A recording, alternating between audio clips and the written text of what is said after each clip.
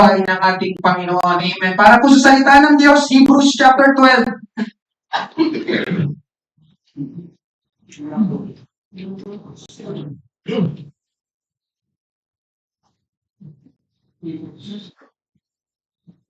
Hebrews chapter 12. Amen. Noong June 8, ngayong buwan lang ito, 2026, ito ay first day of school. Bandang 7:37 a.m. ay ginulat ang buong Pilipinas, lalo na sa Mindanao, ng 7.8 magnitude na paglindol. Amen? Alam niyo po ba yun? Amen. Napakalakas ng lindol, napakalakas ng lindol ngayon dahil maraming gusali ang gumuho tulad ng mall, paaralan, at ilang mga fast food restaurant. Nabasa ko nga na yung lindol daw na yun ay isa sa mga pinaka-mapanirang lindol sa ating bansa sa loob ng 5 dekada. Yung nangyari doon sa Mindanao. Amen? Yung 7.8 magnitude. Ang mga pinakamalalang naapektuhan sa lindol ay ang General Santos, Sarangani, South Cotabato, at Davao Occidental. At ang ilan nga sa mga nakuha ng video ay mapapanood niyo. Amen? Sa screen, sa monitor.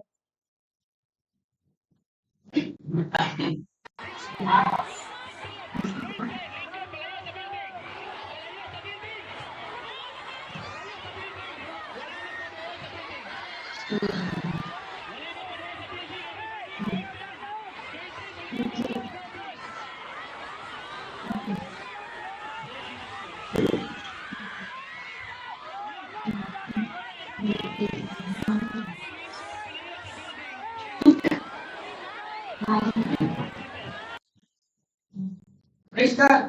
Hallelujah. Salamat sa Panginoon dahil kahit paano, nung nangyari yung lindol ay nasa labas ng mga classrooms.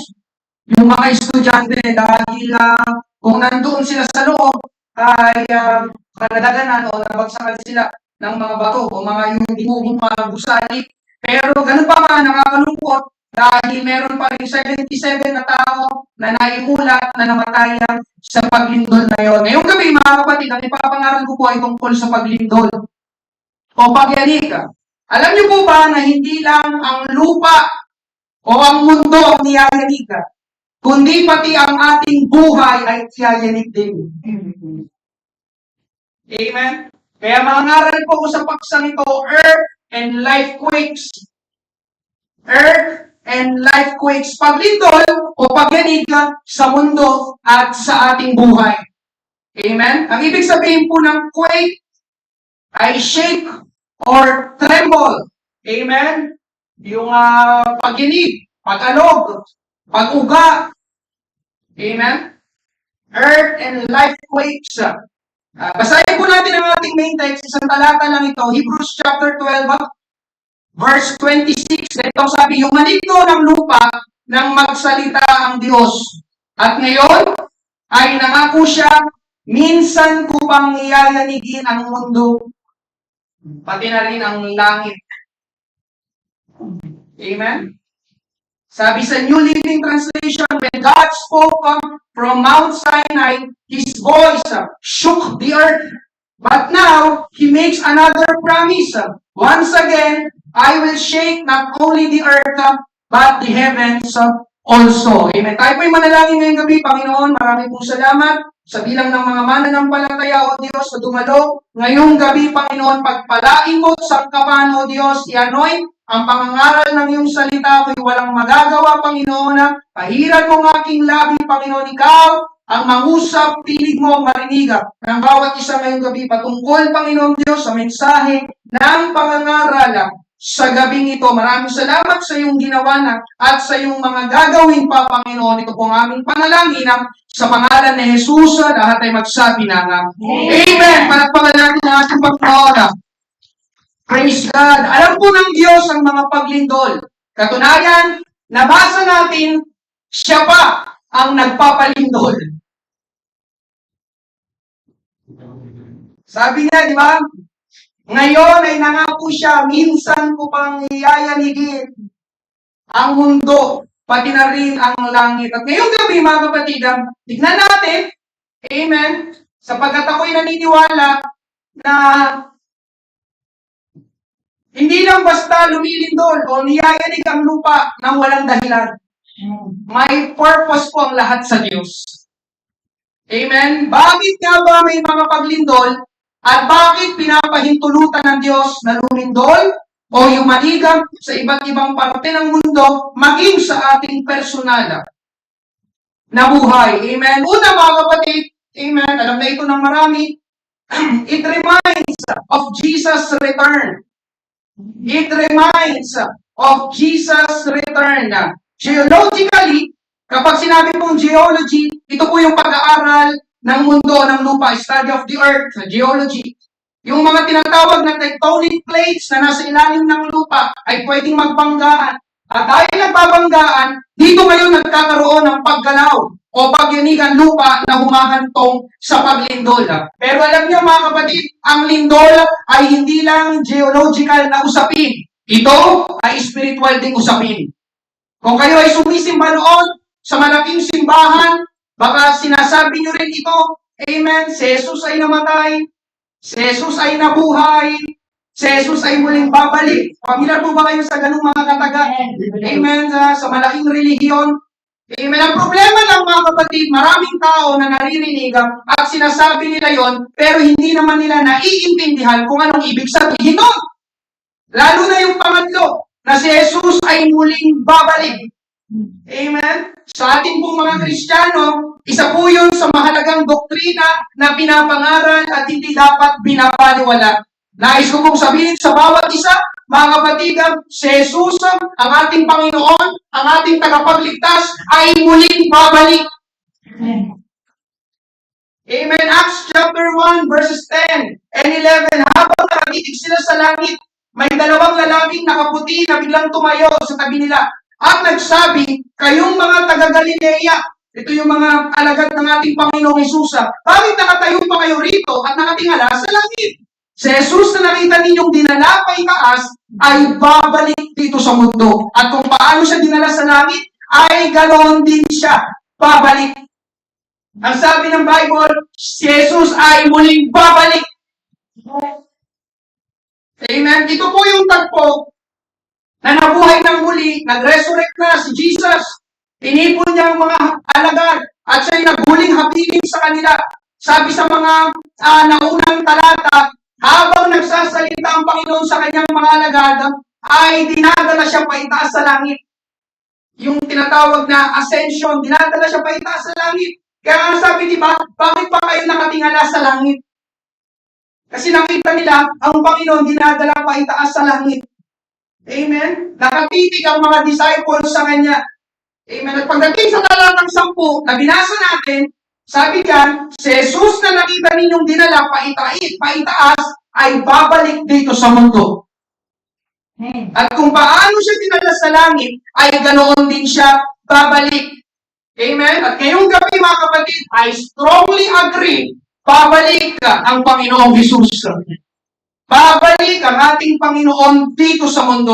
Ito ang sinasabi ng Bible, ng salita ng Diyos, at hindi kailanman, hindi po nagsisinungaling ang salita ng Diyos. At isa sa mga ganda na mangyayari bago bumalik ang Panginoon ay mga paglindol. Matthew 24, verses 3 to 5 at 7, habang nakaupo si Jesus sa bundok ng mga Olibo, lumapit sa kanyang mga alagad niya at nakipag-usap ng salilinan. Sinabi nila, sabihin niyo po sa amin kung kailan mangyayari ang sinabi niyo. At ano po ang palatandaan ng muli niyong pagparito at ng katapusan ng mundo. Sumagot si Jesus, mag-ingat kayo upang hindi kayo malinlang ninuman, sapagkat marami ang darating sa aking pangalan at sasabihin sila ang Mesiyas at marami ang kanilang ililigaw. Talatang 7, sapagkat magdidigmaan ng mga bansa. Tama ba? Ang mga bansa ngayon nagdidigmaan. Diba? China, kinakalaban ng Taiwan. Diba? Israel, kalaban ng mga Middle East nation. Tama po ba? Amen. Nangyayari po ba? Amen. Magdidigmaan ng mga bansa at mga kaharian. Tapos sinabi, magkakaroon ng tagutom at paglindol. sa iba't ibang lugar. So narito ngayong gabi mga kapatid, isa sa mga palatandaan, isa sa mga tanda ng muling pagbabalik ng Panginoon ay lindol. Kaya kapag may lindol mga kapatid, hindi lang ito basta yumanik ang lupa. Yes, of course, syempre yumanik talaga ang lupa, kaya nga lumindol eh. Amen? Pero ngayong gabi mga kapatid, amen, hindi lang ito basta pagyanig ng lupa, ang mga paglindol ay paalala sa lahat ng tao na nabubuhay na muling babalik ang Panginoong Hesus. Paalala. Amen? Hallelujah. Ang pagbabalik ng Panginoon ay dalawang senaryo. Hindi ko na po gaano una, ito yung tinatawag na rapture. Amen? Biglang pag-agaw. Halimbawa, nagkakatipon tayo ngayong gabi. Tapos biglang bumalik ang Panginoon. Right now, magugulat ka. Tayo katabi mo, biglang nawala. Amen? Nawala yung katabi ko. Saan pumunta? Yun po yung tinatawag na rapture. Pag-agaw. Amen? That is one of the major doctrine in Christianity.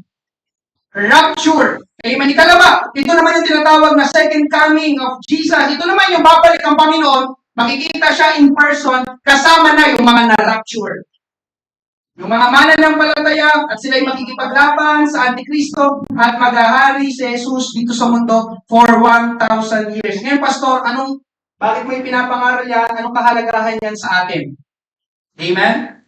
Sa muling pagbabalik ng Panginoon, mga kapatid, o yung tinatawag na rapture, amen, ay kukunin ng Panginoon ang mga taong totoong nanampalataya sa Kanya, totoong nagsuko ng buhay sa Kanya, totoong sumamba sa Kanya, totoong ginawa ang kalooban niya, totoong naglingkod sa Kanya. Kukunin ng Panginoon in rapture. Kaya ang muling pagbabalik ng Panginoon ay magandang balita para sa mga tao na yon. Amen? Yung mga totoong naglilingkod, totoong sumasamba, totoong may relasyon sa ating Panginoong Hesus. Amen? Priority nila ang ating Panginoon. Dahil kapag bumalik ang Panginoon, mga kapatid, ay makakasama sila ng Panginoon sa langit na hindi nila naranasan ang pisikal na kamatayan. Amen? Makakasama sila ng Panginoon sa langit sa buhay na walang hanggan, kung saan doon pa lang magsisimula ang totoong kaginhawaan ng buhay at magtatapos ang kahirapan at pagtitiis. Amen? Di ba, ilang beses na natin narinig yung ang magtiis hanggang sa wakas ay siyang maliligtas. Amen po ba? Yung pagtitiis na yon bilang sumusunod sa Panginoon, mga kapatid, ay matatapos lang. It's either mamatay tayo o bumalik ang Panginoon at makasama tayo sa kanyang muling pagbabalik. Andun lang sa dalawa. Amen po ba? Amen? Kasi mga kapatid, dito sa mundo, nakakadismaya, nakakainis, nakakapanghina, nakakalungkot. At sa maniwala po kayo sa hindi, matatapos lang ang mga kaguluhan, kalikuan, kasamaan na nangyayari sa ating kapanahunan kapag bumalik na ang Panginoong Hesus. Yes, doon lang talaga matatapos, mga kapatid. Kaya hanggat hindi pa bumabalik ang Panginoon, hanggat hindi pa bumabalik ang Panginoon, expect the worst. Do you believe it? Expect the worst.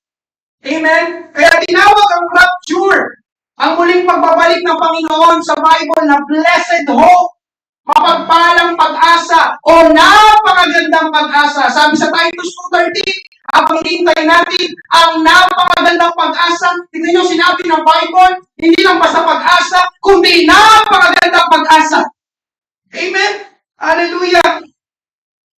Dahil sa mga balita, mga kapatid, amen, kapag tumingin ka ngayon sa ating kapaligiran, sa mga balita, parang wala kang makukuha ang pag-asa. Kaya may mga mananampalataya, amen, totoo ito, na hinihintay na nila ang pagbabalik ng Panginoon.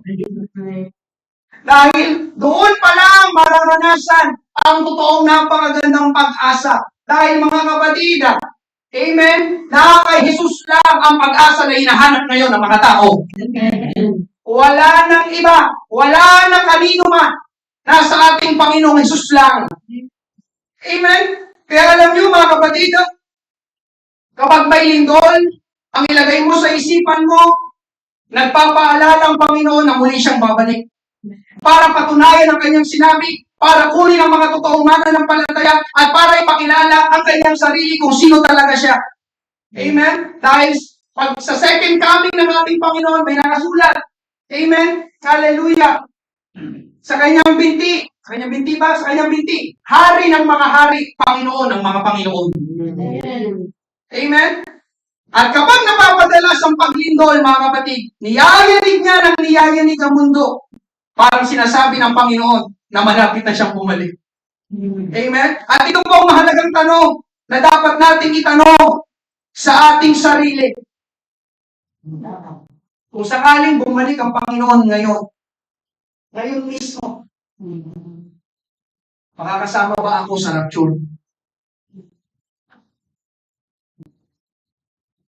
Makakasama ka ba sa muling pagbabalik ng ating Panginoon? If Jesus returns tonight, will I be with Him? Church, are you still there? Amen. Pastor, bakit po tinatanong? Dahil ang hindi po makasama sa muling pagbabalik ng Panginoon ay hindi po magandang balita. Ang mga mananampalataya na may iwan sa rapture ay dadanas ng mga katakot-takot at napakahirap, talagang sobrang napakahirap na kalagayan. Dahil ang mga mananampalataya, tingnan niyo po ito. Sino mga mananampalataya ngayong gabi? Ang mga mananampalataya na may iwan after the rapture ay ituturing na parang mga kriminal. Pastor, anong ibig mo sabihin? Hahanapin ka ng hahanapin. Para kayong mga fugitives. Para kayong may kasalanan. Amen? At kapag nahanap ka, may mga end times movies, panoorin niyo po. Amen? Napanood na namin nila Julie. Amen? Kapag ikaw'y nahanap, pipilitin kang i-renounce, ibig sabihin i-renounce, tanggihan o talikuran mo ang Panginoong Isus. Kasi ang mag-aari-arian sa oras na yan ay ang Antikristo. At kapag hindi mo ginawang talikuran ng Panginoon, ikaw ay papatay. Sa maraming mga palabas na ginawa, ang paraan ng pagpatay ay pamumugot ng ulo. Amen. Tatalikuran mo si Jesus o ilalagay ka dito. Amen? Patayin po kayo. Amen? Pero mga kapatid, ang totoo, huwag po kayo matakot. Bakit? Dahil hindi na natin kailangan daanan yun. O danasin yun. Kung makakasama lang tayo sa muling pagbabalik ng ating Panginoon. Kaya huwag mo naisin na maiwan sa rapture. Ang naisin mo, makasama ka sa muling pagbabalik ng ating Panginoon. Amen po ba? Amen. Kaya ano po ang tamang gawin? Dapat po ay lagi tayong handa anumang oras sa muling pagbabalik ng ating Panginoon. Matthew 24:42, kaya maging handa kayong lagi dahil hindi ninyo alam ang araw o oras pagdating ng inyong Panginoon. Amen? Ito po ang pagkakapareho ng lindol at ng muling pagbabalik ng Panginoon. Pareho, walang makakapagsabi kung kailan eksaktong mangyayari. Tama ba?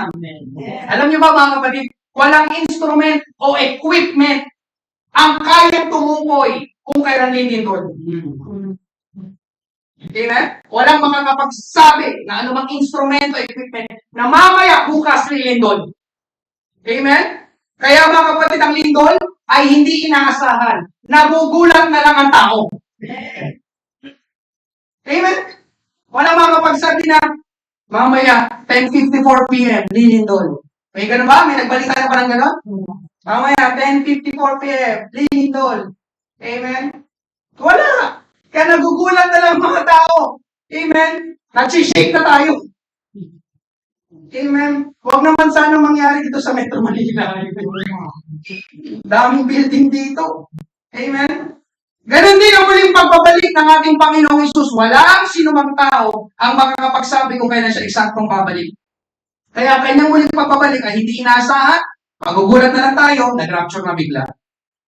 At dahil hindi natin alam eksakto kung kailan mangyayari, mga kapatid, ang magagawa lang natin ay maghanda. Sabi ko, ang magagawa lang natin ay maghanda. Amen? Kung paano may earthquake drill. Tama ba may earthquake drill? Sa mga kumpanya, sa mga paaralan, para ihanda ang mga tao kung sakaling lumindol. Meron naman tayong mga gawain na tulad nito na pinapangaral ang salita ng Diyos. Para ihanda tayo kung anong dapat gawin bago bumalik ang ating Panginoong Isus. Sinong gusto makasama sa muling pagbabalik ng Panginoon? Dapat naghahanda ka. Anong klaseng paghahanda yung pastor? 2 Peter chapter 3 verses 11 to 14. Ganito magiging kahinat na ng lahat, dapat kayong mabuhay ng banal at makadiyos. Habang hinihintay ninyo ang araw ng pagdating ng Diyos. At ginagawa ang mga kayanan ninyo upang mapadali ang pagdating niya. Sa araw na ito, masisira ng apoy ang kalangitan at matutunaw ang lahat ng bagay na naroroon sa tindi ng init. Ngunit ayon sa pangako niya, may maasahan din tayong bagong langit at lupang paghaharian ng katarungan. Kaya nga, mga minamahal, habang inaasahan niyong bagay na ito, pagsikapan ninyong mamuhay ng mapayapa, malinis, at walang kapintasan sa paningin niya. Sa paningin ng Diyos. Kapag may lindol, mga kapatid, magsuri agad ng sarili. Nakuha ba ako ng matuwid? Nandiyan mo ba kayo? Nang banal, nang payapa, nang walang kapintasan sa paningin ng Diyos. Kasi kapag biglang bumalik ang Panginoon, at hindi ako namumuhay ng matuwid at kalugod-lugod sa paningin niya, ay maiwan ako dito kasama ng mga hindi mananampalataya. Amen po ba?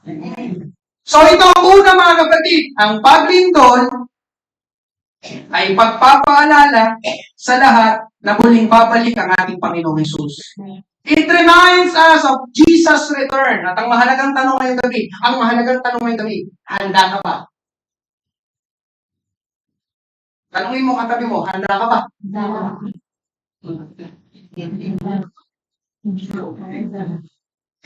Amen? Sabi nung iba, patay tayo dyan. Amen? Mga kapatid, dapat lagi tayong handa dahil anumang oras. Mga kapatid, seryoso na usapin ito. Hindi kaya sa akin. Dapat lagi tayong handa dahil anumang oras ay pwedeng bumalik ang ating Panginoong Hesus. Sabi ko, anumang oras. Kung paano ang lindol, hindi natin alam kung kailan. Ganun din ang pagbabalik ng ating Panginoon. Amen? Pangalawa, pag-usapan natin, bakit may mga paglindol? Amen? It reveals what's inside. It reveals what's inside. Sa first point ay literal na paglindol o pagyanig ng lupa. Dito naman sa second point, paglindol o pagyanig ng ating buhay. Amen? Mga kapatid, sa ayaw at sa gusto natin, may mga pagyanig na pwedeng maganap sa ating buhay. Yayanigin ka. Amen? Kapag subok, ang problema, hindi magagandang pangyayari. Amen po ba? Amen. Amen. Ngayon, may purpose yun. Tinatawag ko si RJ at si Matt. Harap kayo sa kanila. Nakikita nyo? May hawak sila. Hawak nila ang beat. Si RJ, hawak ang soft drinks. Si Matt, hawak ay tubig. Kung papansin ninyo mga kapatid, yung dalawa, hindi silang dalawa. Yung hawak nila, amen, ay parang okay naman. Parang maayos naman. Tama mo ba? Ngayon, RJ Matt, simulan yung i-shake yung bote. Talagang shake. Talagang alog. Talagang yanig. Talagang uga. Sige, shake pa. Yung matinding shake. Yung panglalaking shake. Panglalaki. Amen. Yan. Okay. Ngayon.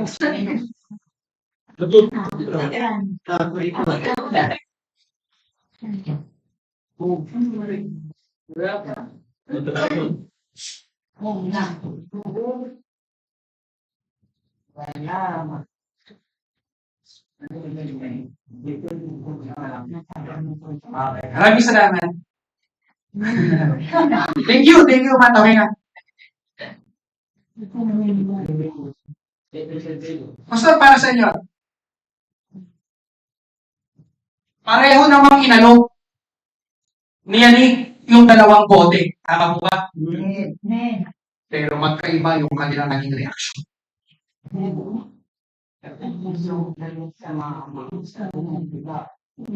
So ngayon gabi mga kapatid, walang problema sa shakings.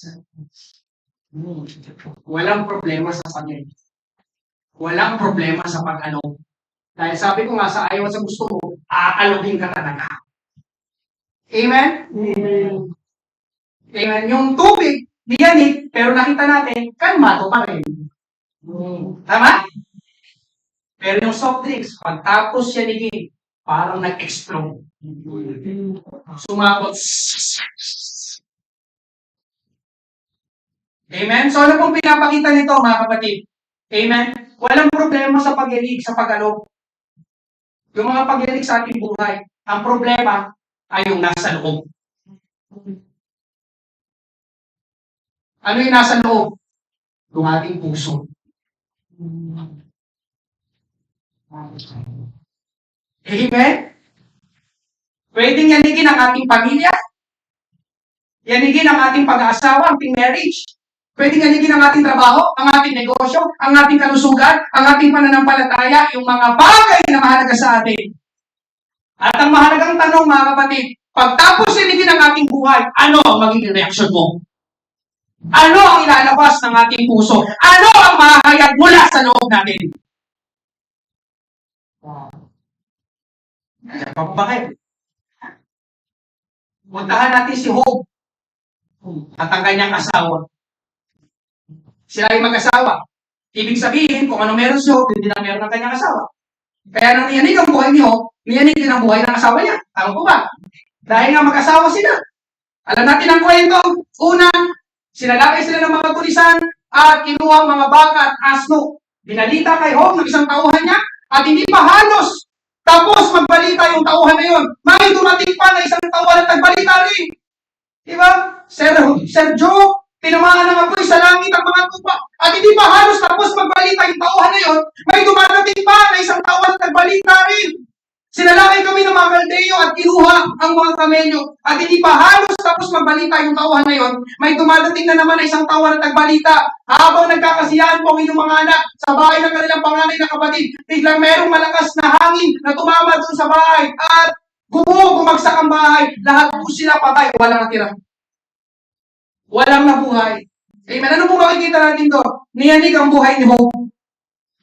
Imagine mga kapatid, hindi pa nagsisingkin sa isip ni Job yung isang masamang pangyayari tapos may kasunod na agad. Di ba pag ganito yun? Talagang parang sinake siya, nilindol.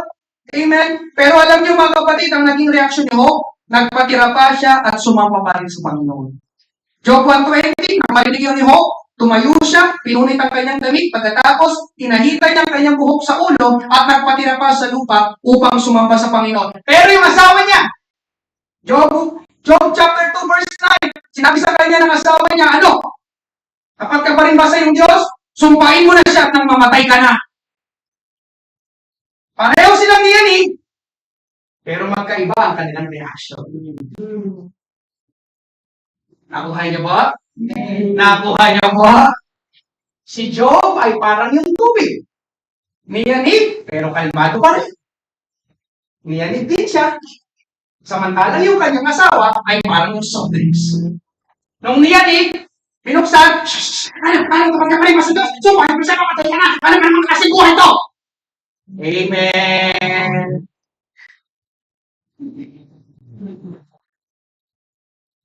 Ngayon, ang tanong ko sa iyo, alin ka sa dalawa?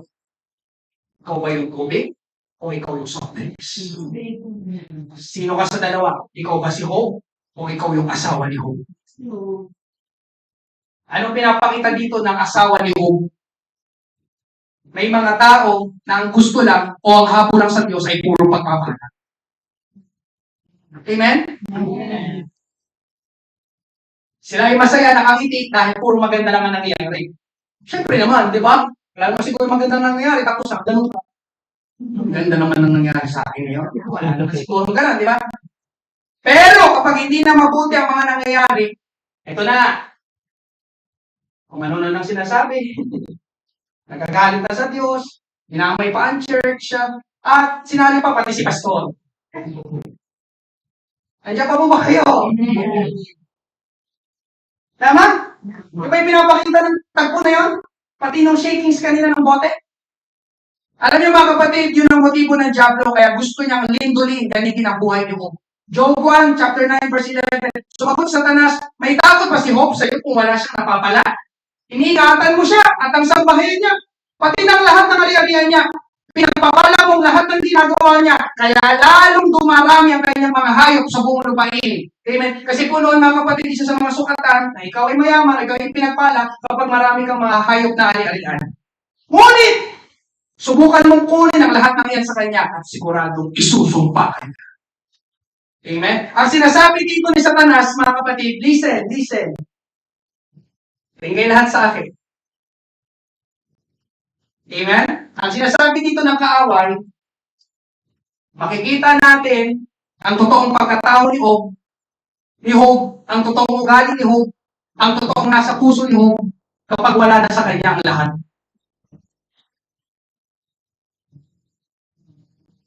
Amen? Alam niyo mga kapatid, totoo yun, may nabasa akong ganito. A person's true character is shown during tough times. Ang totoong pagkatao ng tao ay makikita kapag siya ay dumadaan sa mga mahigpit na sandali sa kanyang buhay. Kanina, di ba, parehas kalmado, yung tubig at yung soft drinks, parang okay naman kung titignan mo, walang problema, kalmado, pero nung dumating na ang pagyanig, ang paglindol, doon, lumabas, ang totoong pagkatao, ang totoong kulay ng soft drinks. Kung ano talaga ang nasa loob niya. Kung titignan nyo, nung hindi pa inaano, kalmado, nakangiti, masaya, nagpupuri lagi kay Lord. Pero nung inalog na, a person's true character is shown. Mga kapatid, makikilala mo totoong character ng tao kapag siya ay problemado. Kapag hindi maganda ang mga nangyayari sa kanya. Kasi kapag walang problema, yes, madali ang umiti. Tama po ba? Pero kamusta kapag tumataan ka na sa problema, nakakangiti ka pa rin ba? Maitataas mo pa rin ba ang kamay mo sa Panginoon sa pagsamba? Nakakapag-thank you Lord ka pa rin ba? O kapag nakita mo si Pastor sa daan,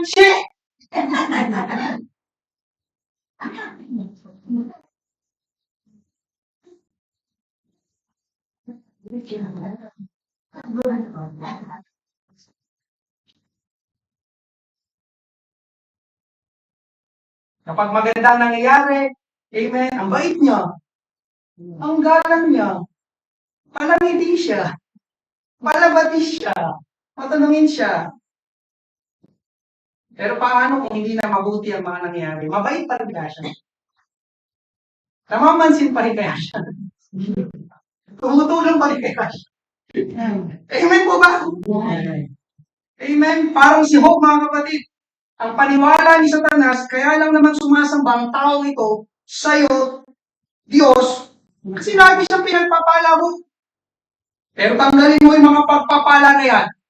Tignan natin kung sasamba pa rin siya sa'yo. Amen? Amen. Hallelujah. Because a person's true character is shown during tough times. Kaya alam niyo mga kapatid, pumayag din ng Diyos sa hiling ng kaaway ng Diablo. Verse 12, sinabi ng Panginoon kay Satanas, sige, kunin mong lahat ng mayroon siya, ngunit huwag mo siyang sasaktan. Kaya umalis agad si Satanas sa harapan ng Panginoon. Bakit pumayag ang Diyos? Sapagkat gustong ihayag din ng Panginoon ang nilalaman ng ating puso, ang magiging reaksyon natin, at kung sino tayo kapag ang buhay ay hindi na okay. Church, are you with me? Ano ba yan? Simula ng mabor na ginako, sunod-sunod na yung mga problema. Nananalangin naman ako, pero walang nasasagot sa mga panalangin ko. Huwag na nga! Ayoko na dumalo! Ayoko na!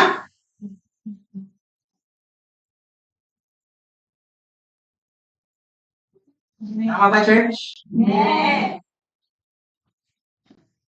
Alam niyo mga kapatid, nasa Bible yun, nang subukin sila, yanigin sila, tumatalikod sila sa Panginoon. Amen? Mark chapter 4, verse 16 to 17. Gayon din ang batuhan kung saan nahulog ang ibang binhi. Sila ang mga tao nakarinig ng salita ng Diyos at kaganitong tinanggap ng may kagalakan, ngunit dahil hindi ito nagugat sa kanilang mga puso, yung salitang puso, hindi nagtatagal ang kanilang pananampalataya. Kaagad nila itong tinatalikuran pagdating ng mga pagsubok o pag-uusig dahil sa salita ng Diyos. Amen? Ngayong gabi mga kapatid, sinasabi ko na po sa inyo, mananampalataya, hindi mananampalataya, pareho lang naman may problema. Amen po ba? Ito kasi ang pandarayan ng kaaway. Laging binubulong sa'yo. Hindi. Mas magiging okay ka kapag wala ka na sa church. Sino may sabi? Amen. Alam mo yan kung anong buhay mo noon nang wala ka pa sa Panginoon. Alam mo yan. Sabihin ko sa inyo, sinungaling at mandaraya ang dyablo. O, tignan mo, tignan mo. O yan, problema na naman. Hintayin mo, mamaya, may pating pa. Amen? Hallelujah. Mga kapatid, sa buhay mananampalataya, hindi palagi masaya. Amen? Ito pagkakamali ng iba eh. Kapag tinanggap mo si Jesus, all the problems will be gone. Huh? Mawawala yung mga problema. Saan mo napulot yan? Babalik kita doon. Amen? Mga kapatid, nakita natin ito sa buhay ni Job at ng kanyang asawa. Pareho silang nilinggol. Inalog. Pero magkaiba ang kanilang reaksyon. Magkaiba? Bakit? Dahil magkaiba ang nilalaman ng kanilang puso. Nagkamali ang dyablo kay Job. Dahil si Job ay meron talagang pusong sumasamba sa Diyos at may pusong may tunay na reaksyon sa Diyos. Amen? Kaya kahit niyanig na ang buhay niya, nasabi pa rin niya ang mga katagang, ipinanganak ako ng walang dala at mamamatay din ako ng walang dala. Amen? Di ko nilagay dyan, Job chapter 1 verse 20. Sinabi niya, nasabi niya yun. O di ba, nawala yung mga ari-arian niya? Ang sabi ni Job, pero naman talaga. Ipinanganak akong walang dala at mamamatay din akong walang dala. Amen po ba? Nahayag, amen, ang nilalaman ng kanyang puso, na ang puso ni Job ay tama. Amen? Tama ang puso ni Job, sumama pa rin sa Panginoon. Pero yung kanyang asawa, mali ang puso. Ang nilalaman ng kanyang puso ay yung mga bagay na nawala sa kanya. Kaya tingnan niyo yung mga sinabi niya, ano? Tapat ka pa rin ba sa Diyos? Sumpahin mo siya at mamatay ka na rin. Bakit? Dahil ang pagkakilala ng asawa ni Job sa Diyos, ang Diyos puro pagpapala lang. Na ang Diyos, amen, kapag ikaw'y nasa Panginoon na puro magaganda na lang ang mangyayari. Mali ang puso ng asawa ni Job na hayag ang kanyang totoong pagkatao sa panahon ng hindi magandang nangyayari. Amen? Yun pala siya. Listen, yun pala siya. Sumasamba lang sa Panginoon kapag okay ang lahat. Amen? Yun ang totoong nilalaman ng puso niya. Ngayong gabi, kamusta tayo mga kapatid? Anong lalabas sa ating bibig kapag tayo ay niyanig? Ano ang magiging reaksyon natin kapag tayo ay sinubog? Kung ano ang magiging reaksyon natin, kung ano ang sasabihin natin, yun ang nilalaman ng ating puso. Amen? Kaya ito ang second point, heart issue. Heart issue. Amen? Sabi ni Warren, Warren Worsley. Di ko alam kung paano bigkating ang kanyang apelido. Amen? We have little control over the circumstances of life. We can control the weather or the economy. And we can control what other people say about or do to us. There is only one area where we have control. We can rule the kingdom inside. The heart of every problem is the problem in the heart. Amen? Alam niyo mga kapatid, yung mga paglindol, pagsubok, problema, hindi po natin kontrolado yun. Tama po ba? Pero merong isang lugar na pwede nating makontrol at yun ay yung nasa loob natin. Yung puso natin, yung magiging reaction natin. Kaya lang ang problema, amen, ay mali ang puso natin o nilalaman ang puso natin. Kaya sabi sa bandang dulo, ang puso ng bawat problema ay ang problema sa puso. Amen? Kaya pinapahintulutan ng Diyos ang paglindol sa ating buhay upang ihayag ang nilalaman ng ating puso at ipakilala kung sino talaga tayo. Amen po ba? Church, paano nang palataya ka pa rin kapag hindi na maganda nangyari?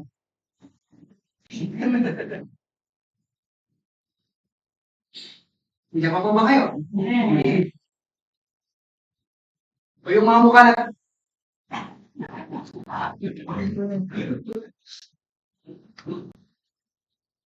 Amen? Mga kapatid, pwedeng mangyari. Lindulin ang buhay mo. Pero may purpose sa Diyos. May gusto siyang ilabas. May gusto siyang i-expose. Amen po ba? Malalaman natin, ay, yun yung nilalaman ng kanyang puso. Ay, mali yung kanyang puso. Di ba? Kung something sa galit ninyo, inalog eh. Bakit mo kayo inalog? Amen. Mga kapatid, maging kagaya tayo ng tubig. Sabi ko, maging kagaya tayo ng tubig. Diyanig na, kalmado pa rin. Amen? Nandiyan po ba kayo? Amen. Alam ko naman, may iba sa'yo, pag-alap lang. Pastor, malapit na. Malapit na ako sumuko. Amen. Hallelujah. Pangatlo, mga kapatid, pag-usapan natin. May mga kapatid doon. It will lead to our realization of what is most important.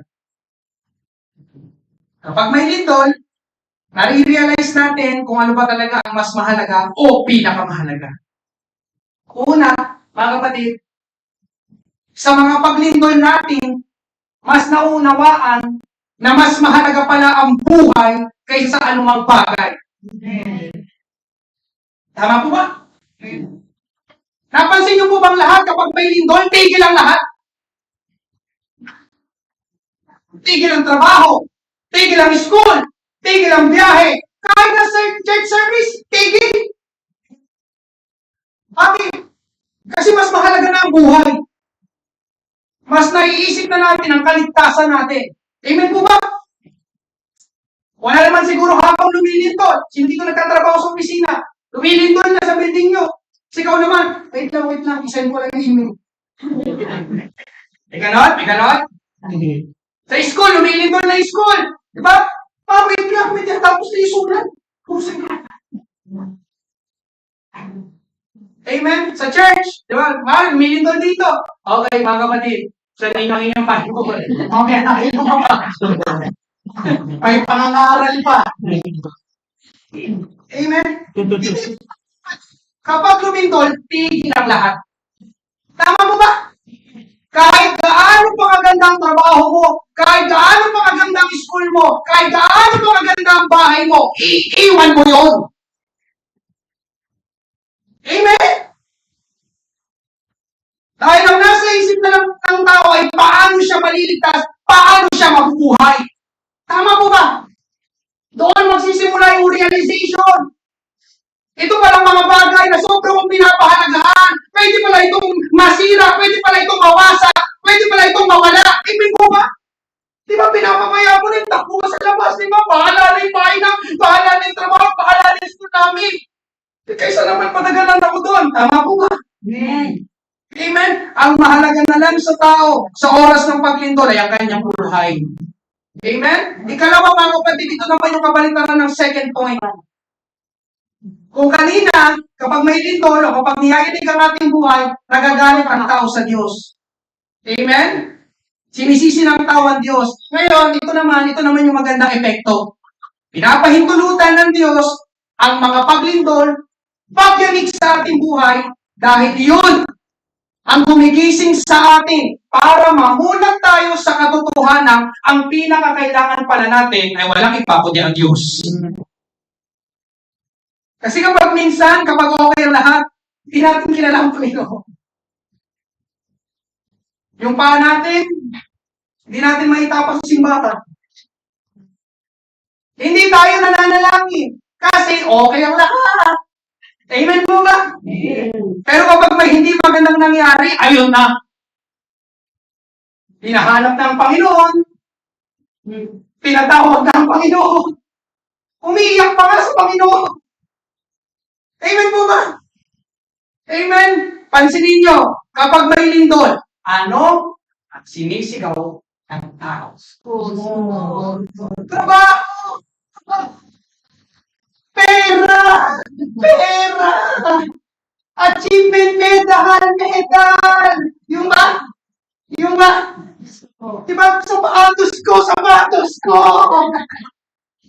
Yan ba sinisigaw ng tao? Kapag may lindol, yun ba?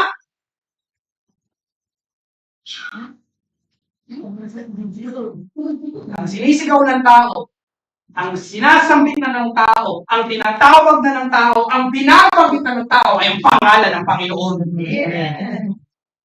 Amen. Lord, Lord! Lord, puna Lord! Lord, please, tulong! Sa mga Bisaya pa nga, tabang, tabang, tabang. Tulong, tabang ng tabang. Amen. Diba? Meron pa nga doon, biglang nakilala na si Jesus. Nag-review pa in Jesus' name, in Jesus' name. Kaya pinapahintulutan ng Diyos sa mga paglindol dahil yun ang nagtutulak sa tao sa atin na lumapit, tumawag sa Panginoon. Amen. Sa mga ganong pangyayari, naaalala ng tao ang Panginoon. Kaya nga may kasabihan, there are no atheists in foxholes. Amen? Kapag sinabing atheist, hindi naniniwala sa Diyos. Hindi naniniwala may Diyos sa langit. Kapag sinabi namang foxhole, amen, ito yung, siguro sa pinakamadaling ibig sabihin na lang yung, from the word hole, yung hukay. Amen? Pwedeng yung malalim na hukay. Na kapag nahulog ka doon sa baba, walang daan paakyat. Amen? Parang bangin yun. Hukay, foxhole. Amen? Ito ay larawan, ang foxhole ay larawan ng matinding problema. Kung gipit na gipit ka na, at ikaw ay parang nasa dead end na. Yun yung foxhole. Ang ibig sabihin na walang atheist sa foxhole, ay walang taong hindi kumikilala sa Diyos at hindi tumatawag sa Diyos kapag siya ay nasa bingit na ng kamatayan. Amen?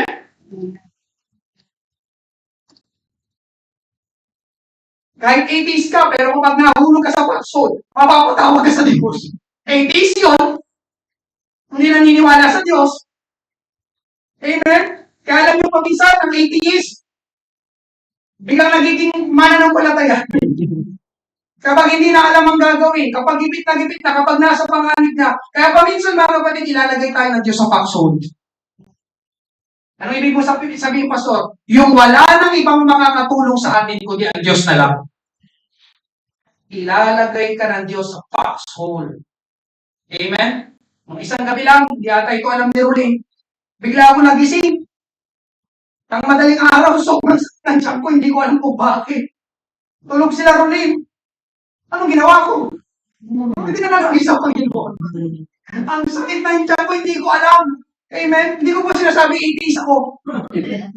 Ang pinupunto ko ay kapag may masakit na, kapag may mahirap na, saka lumalapit sa Panginoon. Amen? Wala ko ibang nagawa kundi nanalangin doon. Sakit ng tiyan ko. Amen? Pasok pa po ako mamaya. Gusto ko pong makatulog na. Salamat sa Panginoon na wala naman yung sakit. Amen? Kaya sa tingin ko mga kapatid, ang Panginoon parang nagsasabi ng ganito, lalapit ka rin sa akin. Lalapit ka rin sa akin. At yan ang gusto kong mangyari sa maraming tao dito sa Pateros. Lalapit ka rin sa akin. Sabi ng Panginoon. Amen? Amen. Hintayin mo lang. Nandiyan mo ba kayo? Hintayin mo lang. At makikilala mo na ako talaga ang kailangan mo. Sabi ng Panginoon. Amen? Kaya minsan, mga kapatid, kung ako tatanungin ninyo, okay din. Yung may hindi magandang nangyayari sa atin. Kasi doon tayo kapit na kapit sa Panginoon. Amen? At ayaw nang bitawan ng Panginoon. Parang si Jacob, yung pangaral ni Pastor Roy, noong last Sunday night, Genesis 32:26, so sinabi ng lalaki, bitawan mo na ako dahil mag-uumaga na. Amen? Ngunit sumagot si Jacob, hindi kita bibitawan hanggat hindi mo ako pakapasbasan o pagpapalain. Si Jacob dito ay problemado at desperado. Papatayin siya ng kanyang kapatid na si Iso dahil dinaya niya si Iso. At hindi na alam ni Jacob ang gagawin. Kaya nang makatagpo niya ang Diyos, ang lalaki po dyan ay larawan po ng Diyos. Amen? Sa inyong personal na lang po na pag-aaral. Siya ay kapit na kapit. Ayaw nang bitawan ni Jacob ang Diyos. Amen? Ikaw na lang ang kailangan ko ngayon. Tulungan mo ako. Amen? Ito tayo sa mga kapatid. Ito yung gustong mangyari ng Diyos. Halos yakapin na natin siya sa panalangin. Amen po ba? No? Ang alam ka. Please, tulungan mo ako. Amen. Amen. Kaya sabi sa Psalms 119:71, mabuti na pinarusahan ninyo ako. Dahil sa pamamagitan nito ay natutunan ko ang inyong mga tulong. Amen. Sa mga paglindol, mas nakikilala ng tao kung sino dapat lapitan ang Diyos. At isa pa mga kapatid, ang mga paglindol ay nagpapakita sa atin na sa Diyos tayo dapat nagtitiwala, hindi sa mga bagay ng mundong ito. Kasi nung lumindol, maraming gusali at bayang guguho. May mga sasakyang nadaganan. May mga trabaho na apektuhan. Para bang sinasabi ng Diyos, kapag may lindol, listen mga kapatid, parang sinasabi ng Diyos, kapag may lindol at may pagguho, ito ba? Yung mas pinagtitiwalaan mo kaysa sa akin? Itong mga bagay na ito, tingnan mo, isang lindol lang, guguho. Paano ka ngayon? Amen? Amen. Nandiyan pa po ba kayo? Amen? Kaya sa mga lindol, mga kapatid, tinuturuan tayo ng Diyos, huwag natin ilagay ang ating tiwala, kapanatagan at pag-asa sa mga bagay na nasisira, gumuguho at lumilipas. Dapat ang ating pagtitiwala at pag-asa nasa Diyos at nasa salita ng Diyos. Dahil ang Diyos ay unshakable. Amen? Ibig sabihin unshakable, hindi nauuga. Lumindol man. Pero ang Diyos, hindi nayayamig. Hindi na-shake. Amen? At dahil hindi nahuhuga ang Diyos, ang mga nagtitiwala sa Kanya, hindi rin basta-basta nahuhuga. Isaiah 26:3-4, Panginoon, bigay niya ng lubos na kapayapaan ang taong kayo lagi ang iniisip dahil nagtitiwala siya sa inyo. Sino gusto ng kapayapaan niyo? Lubos na kapayapaan. Ilagay mo yung tiwala sa Panginoon. Magtiwala kayo lagi sa Panginoon dahil siya ating batong kanlungan magpakailanman. Sabi sa English, you keep Him in perfect peace whose mind is stayed on you because He trusts in you. Amen? Lumilindol, pero hindi ka natataranta dahil ikaw ay may kapayapaan galing sa pagtitiwala mo sa hindi nauugang Diyos. Amen? Sa aking pagtatapos, mga kapatid, amen, ay papanood ako ng video. Pakiplay. Thank you. Kala ko matapang ako pero sigaw pa rin ako ng Lord nung lumindol na malakas.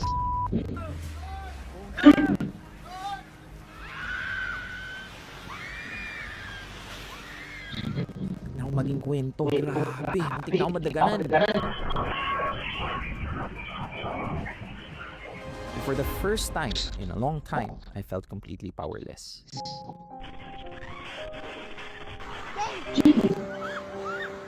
Thankful ako na nandun ako sa Jensen nung nangyari yung lindol.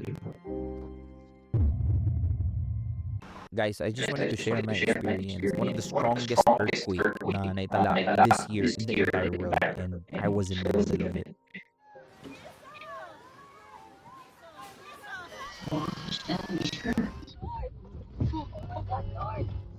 Just to give you a little bit of context, when the 7.8 earthquake hit General Santos City, honestly, I found myself sa loob ako ng kwarto ko natutulog. And then eventually, nalintungan ako, biglang gising as in. Kasi sobrang lakas, everything was shaking. Yung mga vase na, I think, kasing edad ko, nabasag, yung sahig, parang magbibiyak. And everything around me actually felt very, very fragile. And for the first time in a long time, I felt completely powerless. Ganun pala yung feeling, no? Nung hindi mo makontrol. Parang nagpapaubaya ka na. I see myself as someone who can handle pressure. So I pride myself on being resilient. And honestly, I believe I'm very resourceful and very independent. That's how I was raised, and that's my personality. And I've always believed that if a problem comes, kayang-kaya ko naman i-figure out. But in that moment, when everything was shaking, when everything beneath me was moving, there's nothing that I can control. And you know what? I did something unexpected. Unconsciously, I found myself calling the Lord's name. Yup, palagi natin nakikita yun eh. Lalo na sa mga recordings na nakikita nyo sa Lindol, palaging may nagsasabi, Lord.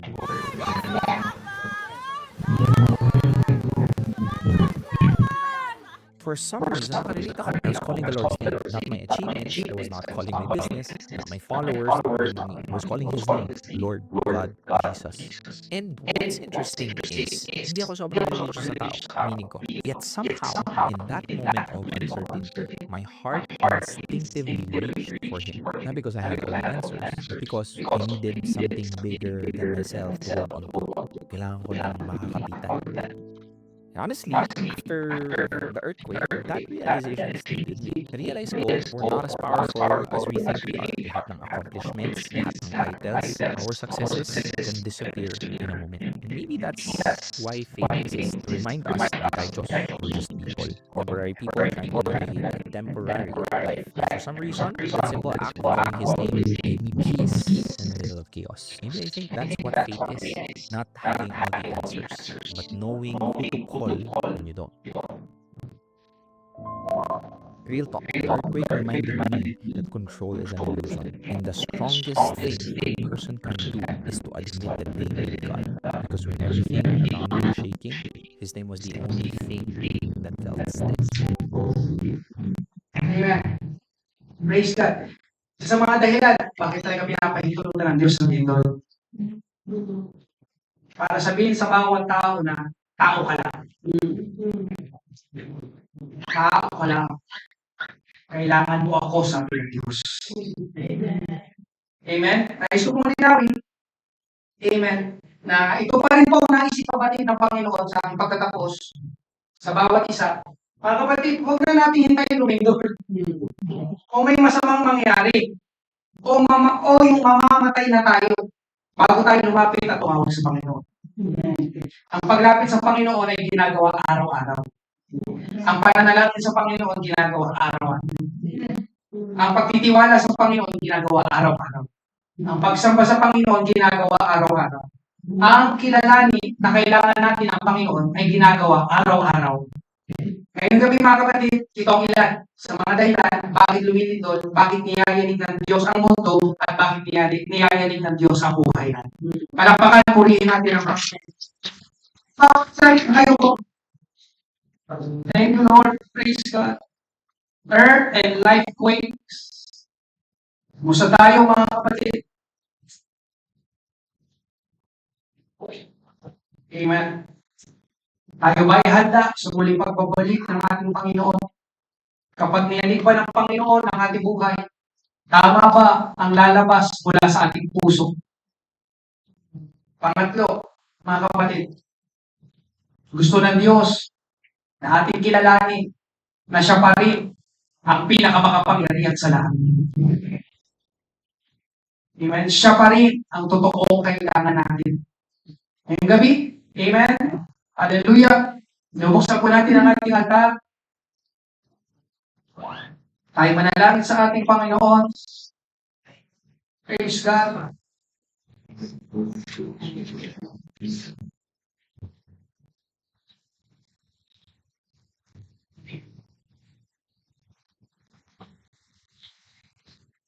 Ulitin natin, you are God alone.